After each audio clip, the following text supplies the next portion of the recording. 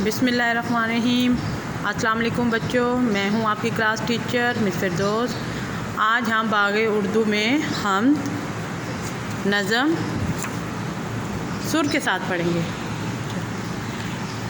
पैदा किया है सबको खुदा ने, पैदा किया है सबको खुदा ने, खाना दिया है सबको खुदा ने, खाना दिया है सबको खुदा ने। बच्चों खुदा ही सबसे बड़ा है, बच्चों खुदा ही सबसे बड़ा है। हम इसके बंदे वो रब हमारा, हम इसके बंदे वो रब हमारा। सच्चा खुदा है सबका सहारा, सच्चा खुदा है सबका सहारा। बच्चों खुदा ही सबसे बड़ा है, बच्चों खुदा ही सबसे बड़ा है।